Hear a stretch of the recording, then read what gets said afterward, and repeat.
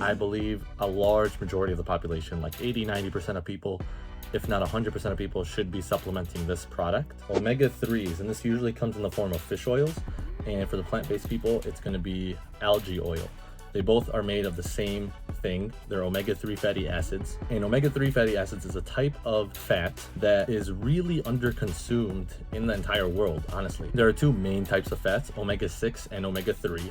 And ideally, the human diet should have a 1-to-1 ratio of omega-3 to omega-6 fats. But what we find in Western culture is that there is a 1-to-16 ratio, which means we're having 16 times less omega-6 than we need to have. And this is the standard for the Western side of the hemisphere. It's actually worse than the Eastern side of the world. It's like 1-to-25 or something like that. Overall, we're not getting as much omega-3s as we need to. And this isn't to say like omega-6 is bad for you. We just need more omega-3s.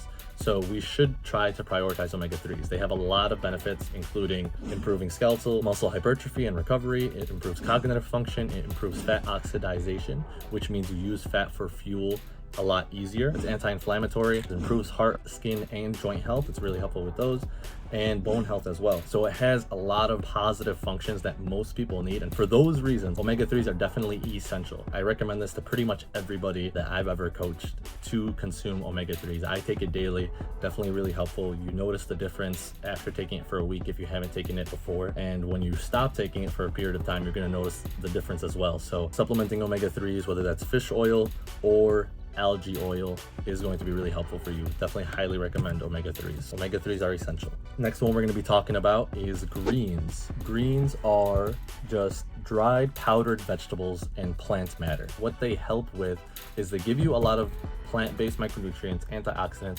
phytonutrients, polyphenols that are hard to get if you don't eat a lot of vegetables, and they're usually labeled as saying they give you 2 to 3 servings of vegetables.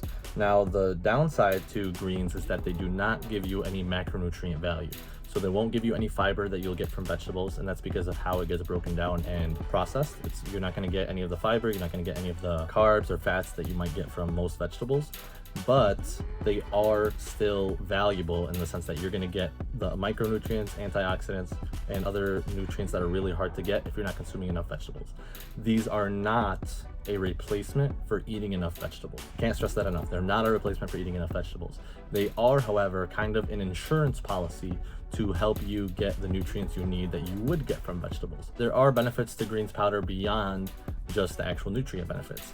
When you drink a greens powder, a lot of times they don't necessarily taste the best, but there are better brands than other brands, but overall they're not the tastiest. You know, you're just drinking powdered vegetables, and when you start your day with that, it puts you in a healthy mindset. So subconsciously you're going to make better decisions for yourself when you start your day with a greens powder. And this is something I found anecdotally helpful with myself and with a lot of clients that I coach, is taking this in the morning gives you a boost of antioxidants and micronutrients. They help wake you up and gives you a lot more energy in the day. So the benefits of it can go beyond just the nutrient profile of it if you use it in a specific way. Greens is one thing that'll make a big difference with brand, because a lot of brands, a lot of really common brands, do proprietary blends, which means that they just literally throw together essentially grass, blend it up, and call it a day. You want to make sure that the label that you get your greens powder from is fully transparent, has a breakdown of how much of each type of nutrient that you're going to be having or nutrient source that you're going to be having, and roll with that.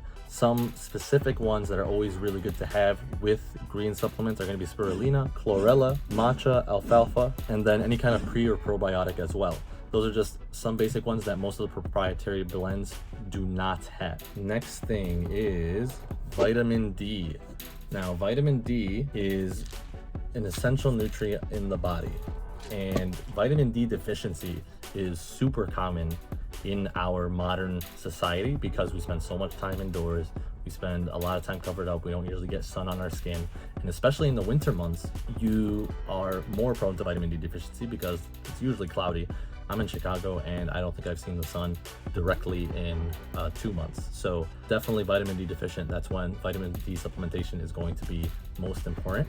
But getting into more of what vitamin D does and what it's helpful for, it plays a huge role in your mood, your bone health, your strength, your immunity, and again, getting into the deficiency level. I think the most recent study that I've read says that over 40% of the population is deficient in vitamin D, and not just mildly deficient. It doesn't even cover that. It's really needs to supplement vitamin D deficient. Vitamin D is usually one of the things your doctor checks for. If you go to your annual checkups, and they'll usually prescribe you something really strong if you're super deficient, but they won't prescribe you something if you have a mild deficiency. You'll still feel the negative effects of it, which is mood changes, constant muscle soreness, more fatigue, more joint pain if you're deficient, but they won't intervene with supplementation or prescription until it gets really out of hand.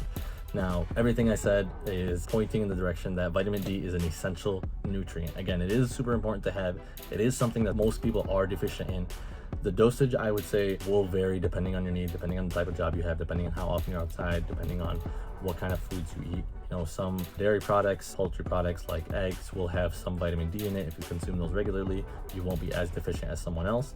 But I would say supplementing vitamin D is an essential thing that most people will need to do. So vitamin D is essential. Too many benefits to let go of, and honestly, your life really does improve. A lot of the symptoms of seasonal depression overlap with vitamin D deficiency.